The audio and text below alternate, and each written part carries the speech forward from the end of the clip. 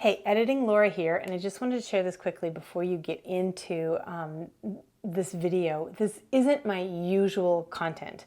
Okay, I usually focus on really specific life coaching tips, manifesting law of attraction, and yoga. But wellness is a part of that, and since I hit perimenopause, I just feel like this is a story that needs to be shared, and I want to get it out there. So this is for you, for those of you who really need this information. I'm doing a 3-part series here. So I've already done information about my own perimenopausal story, and I will link it below. And soon I'm going to be releasing a reset that I'm doing every single month this year. This is 2024. So I will share that video very soon. So be sure you subscribe so that you don't miss it. So without further ado, welcome. I'm glad you're here. Belly fat during perimenopause and menopause. Oh, I get it. It is so challenging. In fact, you can see my own story right here. Well, don't go now. I'll link to it at the end too, so you can watch it at the end. But I get it. And I'm a wellness professional, and I struggled as well. So I just understand how frustrating it is for so many people out there. So in this video, I want to quickly share with you 5 things that you want to focus on in your own life in order to shift things for the better. And they'll also help with your energy, better sleep, better focus, and longevity. What we're going to talk about is really going to help you feel better and live longer. So, sounds good, doesn't it? I'm going to grab some tea and we are going to get into this. Here we go.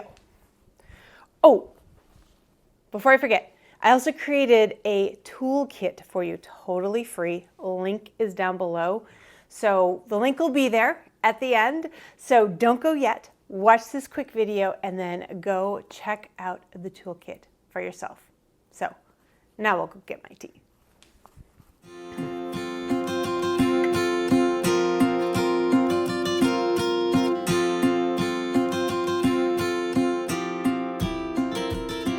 If you are new here, welcome. I'm so excited that you are here. Let me quickly introduce myself. My name is Laura. I have been a life coach, yoga educator, and wellness professional my entire 30-year career. This is what I love to do, and I love to support people in this. And this journey into perimenopause and menopause has been challenging for me because I am a fitness wellness professional and I have been struggling. And it's because there isn't a lot of research done around this time of our lives. And it's very frustrating and really challenging to find answers. And often our medical professional can't answer us as well because there isn't that much education that is done around this time of our lives. But it can be so challenging. So what I want to do is share with you the 5 things we talk about in the toolkit. In this video, I'm going to do it super quickly. I just want to give you this overall view of what you want to be thinking about looking at.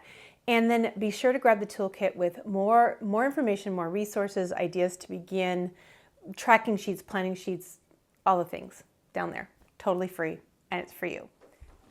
All right, I always feel a little bit like I mean business when I sit down at the desk and I'm ready to go. So let's go through all 5. These are not in any particular order, okay? So some of these things you might already be doing really well, so they're not going to be as important for you to work on, right? You're already doing it. And others you really are going to feel like that is something I need to work on, okay? So number 1 is move. Now, moving is literally just moving the body. Like even fidgeting is helpful. One of the things that we lose as we age and we move into perimenopause and menopause, you're losing estrogen. I'm not going to go into the physiology of perimenopause and then into menopause and postmenopause after that. You can Google that, right? So what happens though is our metabolism goes down. So, and we also become more sedentary. You just naturally you start to feel like I'm older, I don't do as much, I sit around much. It's a very subconscious story that often goes on in our minds that comes from our culture. So just moving is beautiful. One of the things I focus on with my clients is walk. Get more steps in. Tracking your steps is such a powerful way of helping yourself. Just get it up, do a little bit more. Like go for a 20-minute walk. And here's what you want to focus on is in zone 2, and that's your heart rate is a little bit elevated. So you can have a conversation, but you probably couldn't sing. Like you're really moving, but you're not out of breath. You're not feeling like I could only do this for a couple of minutes, right? You can actually Google the zones for your heart rate and figure out what yours specifically is. I have it in my watch, so I know when I'm in zone 2. But I also, once you do it for a while, you're like, okay, yeah, I'm working a little bit. It's not just a stroll, I'm working, but I'm not out of breath, okay? So move is really important. Okay, y'all, I'm really trying to keep this brief, but it's so hard for me. There's so much I want to say about each of these, but I just want to give you really enough to get started for yourself, okay? Just to take those next steps. Just know that the toolkit has more information for you. And if you have any questions, feel free to comment below. I will do more videos on these. I might even do like a video for each of these so that I can give you more information. All right, number 2 is strength. You got to start building up the strength in your body. And we're talking heavy weights, not that 2-pound can of bean bicep curls. No, you want to actually be building strength. You don't have to look like Arnold Schwarzenegger. In fact, we can't, right? Even most men can't look like Arnold Schwarzenegger, but women's bodies are built differently. We don't have that same muscular structure. But when we reach perimenopause, I think it's 35, we start to lose our muscle fiber, okay? And the only way to prevent that is to start building up what you have, okay? So, and you can get some back too. So you want to be strength training. If this is new to you, definitely get some help. Seek out a professional so you can learn really good form. That's very important. You want to learn how to use the weights, learn how to use the machines. Even if you're doing it at home, just get a little bit of help. Form makes such a difference. But just know that strength training is going to be so powerful. Also realize that it will help boost your metabolism. Okay, muscles burn more calories than fat. And metabolism, in case you don't know, is the amount of calories your body burns just being alive. So baseline metabolism is just keeping that heart beating, keeping your digesting, keeping your lungs breathing, like keeping you alive, keeping that body and living tissue living. And our muscle fiber burns more calories than fat does. So the more muscle you have, the more calories you burn just in your everyday. So strength training is really important. Number 3, you gotta relax. All right, so super quick, and this is something I can talk about kind of ad nauseum. I am really into the effect of stress and relaxation on our bodies. But here's the thing. When we reach a certain age, we become more sensitive to cortisol, the stress hormone, okay? And how that shows up is the body stores more fat in our belly. Sound familiar? In fact, it's called cortisol fat. Okay, it is a protective mechanism for our bodies to protect ourselves if we're under stress and under lots of stress, which most of us are really on a continuous basis just because that's our culture. Our culture rides on high. Then the body wants to store calories for protection for later in case there's any kind of starvation or any kind of stressful experience, right? It's a primal reaction your body has. We have to take true relaxation so much more seriously at this age, okay? And that means really relaxing, meaning stimulating the relaxation response in your body. It is not having a glass of wine. It's not vegging in front of the TV. It's not even taking a nap, which people often do and think, hey, this is so relaxing. It can be, but it doesn't actually guarantee that shift into relaxation. You need to be doing something that actually helps you relax. And in the toolkit, I do have some suggestions, but things like yoga can help. There are also kinds of yoga that actually get your cortisol going, like hot yoga, like power yoga, that sort of thing is more of a workout and it gets you your heart rate going. Think more restorative, more slow flow, that kind of thing with a shavasana at the end. So many people skip that. I get it. Don't worry. I totally, no judgment here, but we need that at the end for the body to really relax. Vagus nerve toning is also a really powerful tool for getting to that relaxation response. Certain breathing exercises are also really powerful. You want to find that thing that really helps you downshift and shift into that relaxation. That was actually something that helped me move into more weight loss, was when I started to truly get into relaxation every day for about 15-20 minutes to really get that downshift. My body started to release weight. I didn't change anything else. I just started to relax. It was very powerful. Hey, can you do me a favor? If you're getting any benefit out of this video, can you click the thumbs up button down below and subscribe to my channel? Be sure to also click on the bell so that you get notifications whenever it is I post another video, which is about every week or so. It helps me so much when you do this. It makes such a difference for me and my channel. Think of it as like a little tip jar that's totally free for you. Thanks. Number 4, sleep. You gotta get some good quality sleep. So here's the thing. During this time, our sleep gets disturbed. And while there are reasons for it, and there could be medical reasons, you might want to make sure that everything is good.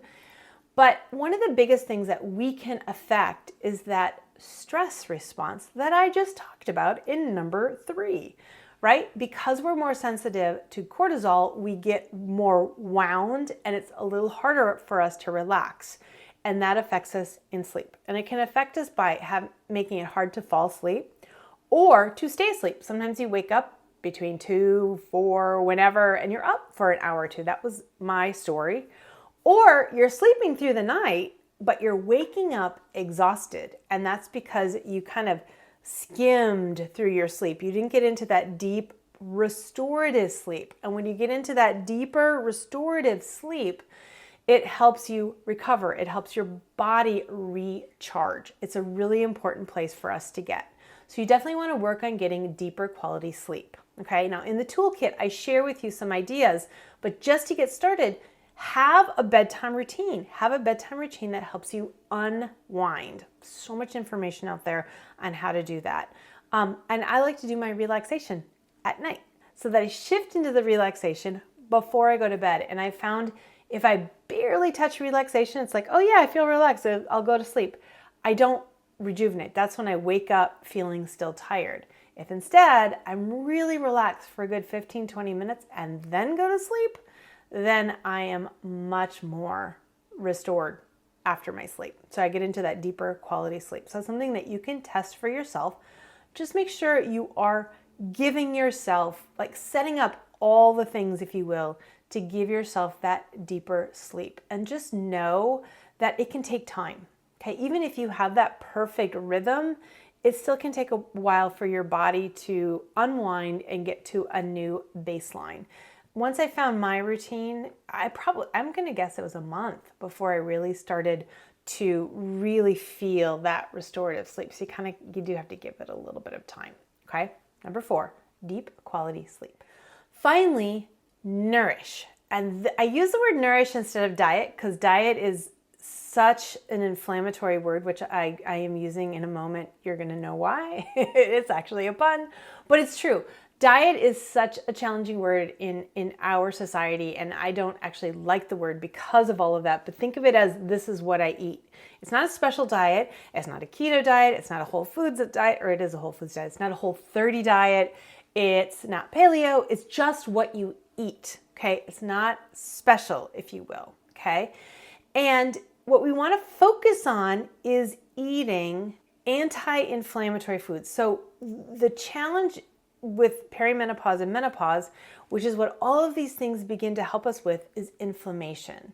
And inflammation is hard on the body, and it leads to all of those side effects we experience, well, throughout life, because it's true for everybody, but it just becomes particularly relevant when we hit perimenopause. Okay, as estrogen goes down, inflammation goes up, and that also leads to belly fat. It leads to sore joints, lagging energy, poor focus. It affects our sleep. You see where I'm going here.